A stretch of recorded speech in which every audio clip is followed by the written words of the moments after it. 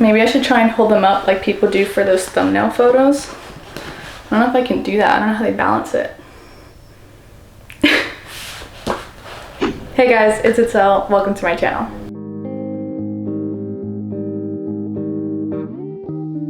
Today I am doing my summer TBR. So it is July. I looked at my watch thinking it was my Fitbit. It's not. Today's July 7th. So summer started June 21st. So it's been a few weeks since then, like 3-ish.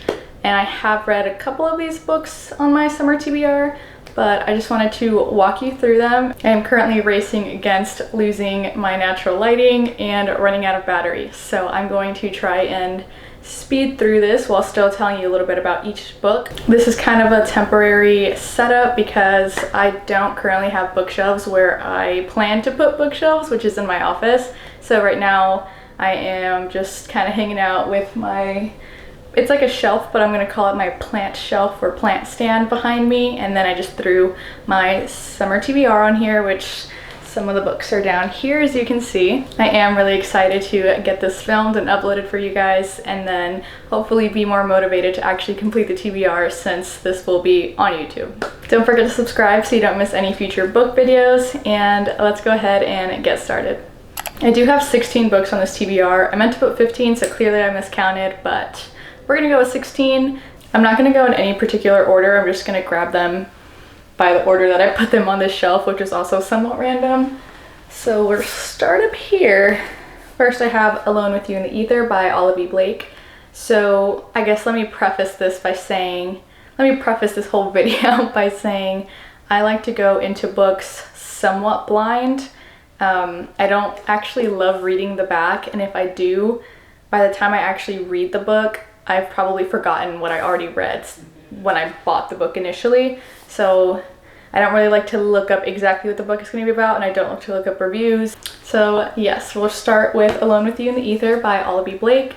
This one, from my understanding, is somewhat of maybe like an unconventional romance. Like, it's definitely not a rom-com, it's like a heavier romance, and I think it's about two people who are kind of going through a lot of things at the moment, and they feel unlovable, so it's the story of them trying to find love despite that, or at least something along those lines. Next we have Pride and Prejudice by Jane Austen. This is a classic, literally. It's basically about two people, Elizabeth and Darcy, Mr. Darcy, trying to marry. I don't really remember if they're actually trying to fall in love. I think they are. Like, I think that's the premise of the book. Well, really the premise, I guess, is that pride and prejudices can get in the way of love, I guess. And so I think they're just trying to overcome those things in order to marry. And I'm sure there's discussions on the way that society is run during this time and what kinds of rights men have over women and a few other things. And I have read this book before, but that was probably like 10 years ago, and I'm gonna be honest, when I read it for school at that time, I probably just skimmed it and mostly spark noted it. So I'm excited to actually read it. I feel like now I will actually have a true appreciation for the book, so I am excited to read this. Also, if you hear my dog whining in the background, if you've seen any of my videos, then you would know that my dog constantly whines in the background of my videos. She's fine. She is literally whining for attention, so I would try and stop talking anytime she starts whining, but if it kind of slips in here and there, then I tried my best. So this one, I believe, is about a woman who I think is from Germany. She's not American, but she now lives in America, and it's kind of something about her trying to find like the American dream, but things just keep happening. Like, I know things happen, I'm pretty sure, like, I guess I'm trying to maybe skim it to tell you a little bit, but I know that this is not a spoiler, this is in the back. Her husband dies, and I think her child also dies, or maybe she can't have a child, something like that. But yes, so she is just like having all these issues, and like she needs money, and like all these things keep happening to her, but she's trying to live like the American dream, and then she ends up renting out a room and possibly falling for the guy she rents it out to. I don't know, I just think that the title is really interesting, What We Leave Behind. It seems like there may be a lot of discussion on how it's hard to move on sometimes, or maybe more so like the sacrifices you have to make to live a certain way or to have certain things in life. And maybe it'll be a discussion on whether or not those sacrifices were worth it. I don't know. Honestly, I'm not really sure exactly what this is about. I've never heard anyone talk about this book. Maybe people have and I've just been living under a rock. I'm not sure. I randomly found it at what used to be my local independent bookstore, but I am really excited to read it. And the texture of the cover it's like a matte texture, and so it's really smooth, really nice. But anyway, excited for that one. Next we have Just for the Summer by Abby Jimenez. I'm gonna let you in on a little secret. Actually, I already finished it. This is one of the books that I read, I think at the end of June. I literally just finished it. I'd have to check my Notion. I finished it maybe like a week ago, so I guess at the end of June. It took me about a week. Yeah, it took me about a week to read it. So I did read it within summer. I just wanted this to be one of the first books I read over the summer. I bought it pretty much when it came out, but I knew that I specifically wanted to wait to the beginning of summer to read it. So I already did, and I'll be sharing my thoughts in another video. But basically this is just kind of like a rom-com-ish, and it's about a traveling nurse and her best friend and a silly little set of dates that she's trying to set up to break this curse. It doesn't have any sort of like fantastical realism or anything like that. It's not a real curse as far as they know, but it's just kind of like a joke that it's like a coincidence type thing, and these dates should help break that coincidence. Anywho, it was pretty cute and I liked it. That's all I'll say. Okay, next we have Ruthless Vows by Rebecca Ross. This is the second book in the, I guess I don't know what the actual duology is called, but Divine Rivals is the first book, which I finished towards the end of last year, which I'm pretty sure is pretty much when this one came out, but I didn't read it when it came out. I actually just got it. My boyfriend got it for me for my birthday. Well, we actually went to the bookstore before he took me to like our dinner, and he already had it like pre-selected for me because he knew that I wanted it. It was kind of cute because I was looking for it in the bookshelves and there wasn't any, and I was like, oh man, they don't have any. Well, they actually had one copy left and he had reserved it. So he was like, are you sure? Let's just go ask, you know, like the front desk people. And then I'm like, oh, like they won't have any in the back, blah, blah, blah. Anywho, turns out he had already reserved it. He surprised me. It was cute. And I'm so excited to have this because once my bookshelves are actually up, I want to display like the typewriter covers. I don't know, I really like them, and I'll probably put them next to my actual typewriter. I feel like that would be so cute. Anywho, I am currently in the middle of reading this one. I think I already said that, but since this is the second book in the duology, I don't really want to say too much because I don't want to spoil it, but basically there's this war between gods, and there are two, not novelists, corresponders? Oh my gosh, I feel really dumb right now, but they basically write articles for newspaper outlets about the war, and it's a little bit like political and the sides are divided. Obviously it's a war, and yes, I don't want to spoil it, so just Google the summary if you want to know more about it. Okay, next we're gonna power through 3 library books because my battery is telling me to hurry up. So the first one we have is The Silent Patient. This one came out a few years ago, I think. It was kind of all the rage for a while and I just never read it, and they had it at my local library, so I decided that I would just pick it up and give it a read. I think there was a murder, like a family murder, but there was a survivor, and or maybe it wasn't a family murder, maybe it was just like the spouse. I don't know. There was some sort of murder, and one person survived it, and I think they think that person did it. I believe it's a female, and she's been locked like in an insane asylum or something like that, and then she's the silent patient because she never said a word since the murder occurred. And so I think that there's like a new doctor, a new psychiatrist, a new clinical student, I don't know, but there's someone who for some reason she decides to open up to, and then I'm sure there's a lot of plot twists on what actually happened. So I'm excited to read that one. Since this is a library book, this is actually probably gonna be my next book. All right, then we have, oh, this was by Alex Michaelides. I don't know how to say it. but I don't think I said it earlier. This one is How to Age Disgracefully by Claire Dooley. This one I'm pretty sure is a newish release. I did already finish this one. It's always hard to talk about it spoiler free after I read the book because I forget what you learned from the book, but basically it's about a group of older people who join like a social club for older people, and it's really bizarre. Lots of absurd things happen, but it is really funny. It's not realistic as in like this could happen like every day or this would happen every day, but it is realistic in the sense that it could, like as absurd as some of these things are, like they could happen. Would they happen like in this frequency that it's occurring in the book? No. And has like this happened to me? No. But it's all like somewhat realistic, just crazy. Overall, it was pretty funny. There's some like deep talks in there, but it doesn't actually really go in depth into the deep talks. It feels kind of like surface level, but it's kind of like there for like a good time, if that makes sense. Yeah, and that's the main character right there.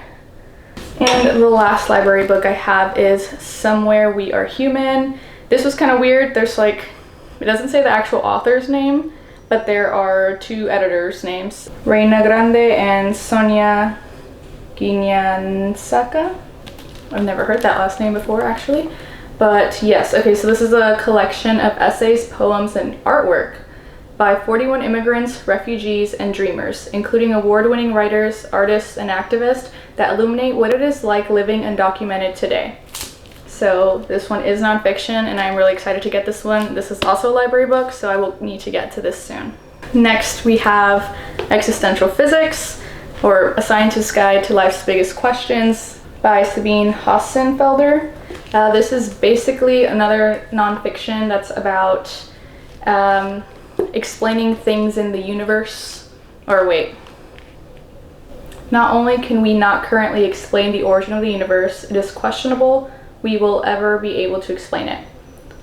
Basically, she's trying to explain like life and the universe and like thoughts and our entire existence basically through physics. And I hear she explores like other avenues as well. Like she doesn't ignore something. She like dives a little bit like into religion and other like science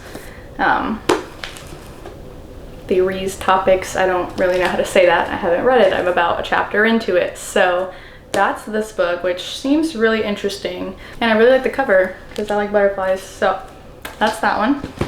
Next we have The Great Alone by Kirsten Hanna.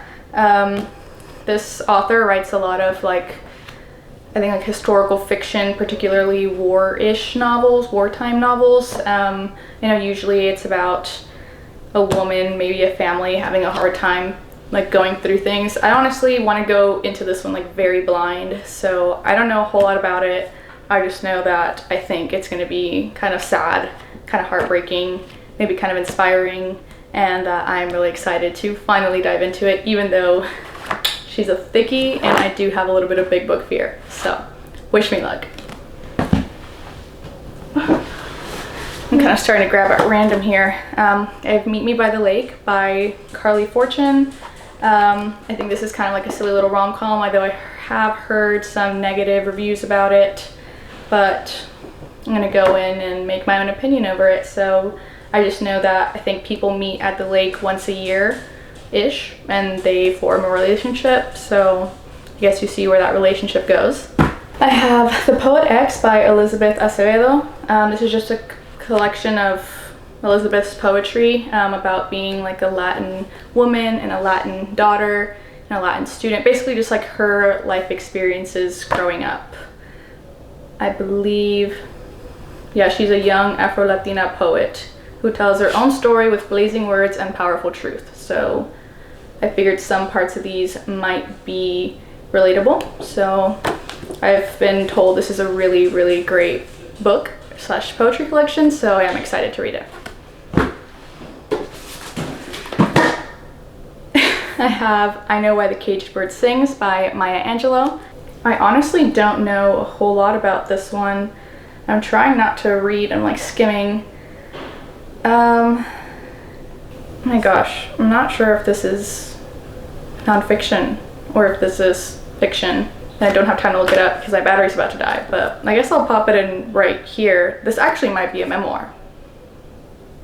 Anywho, I think that either her or the character here has lived through some just like gruesome and like horrible events, and I think it's just maybe that they feel caged, but they're still able to sing, and maybe by the end of the book they feel more free. I'm really not sure. Another one that I'm trying to go in like very blind to. So as I've been saying this entire time, I am excited to read this one, although I have a feeling this one's going to be really intense and deep. So I know I'm not expecting a good time, but I'm expecting to feel a lot out of this book. We've got The Rabbit Hutch by Tess Gunty. This one is basically people who have aged out of the foster care system, and they were like not really prepared for life, and they haven't really had the greatest opportunities, and probably don't really have money, don't have like a family or a strong support system, or basically don't have anything, and now they're aged out, so they're kind of FUCKED'd. I did just read Demon Copperhead. I actually spent like months reading that book. Another very like intense, deep book. And that one, the main character goes through the foster care system. It's not like the main part of the book, but I did think it was a main like aspect of the book. So I am looking forward to reading this and seeing, not necessarily that they'd be similar because that guy's life was horrible. It was a fiction book, but just seeing how like some of the trends of the foster care system itself compare between the books. And I'm really losing light, and I'm so close to losing battery. I have 2 books left. Oh my gosh, come on, let me finish. I have Happy Place by Emily Henry. This has been everywhere. It's another cute little like romance book. I think, yeah, so some friends do like a group trip every year, I think, and the couple, there's a couple that's separating, that they're like the main couple of the book, and I think they're pretending to be together. So I'm wondering if the book is going to be about how they got together, or maybe if they're able to like rekindle that spark. But this seems like a really good summer read, because I think they go to like a lake house or something, or maybe I could be completely wrong. All right, the last book I have is A Mercy by Toni Morrison. Toni Morrison is writing a lot of what I may call modern classics. So again, don't really want to read a whole lot into it, but usually she writes about disadvantaged people of color. Usually not a happy book, but you can usually get a lot of like insight from it and just read about a really like heartbreaking story. So that is A Mercy by Toni Morrison. I am really sweating. I don't know if you can tell, but my hair is literally getting frizzy just from sitting here. And my battery, we're at 5%. Oh my gosh, 4% as we speak.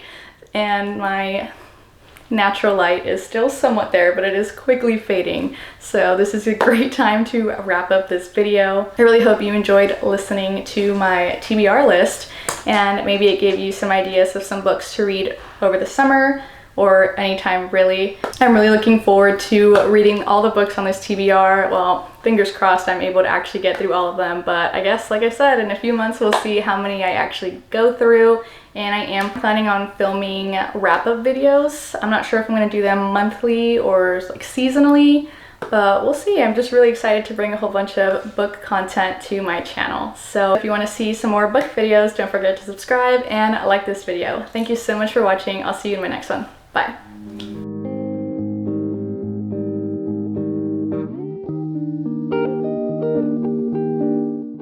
Oh my gosh, was my hair this frizzy the entire video? I wonder if they can tell that I'm sweating.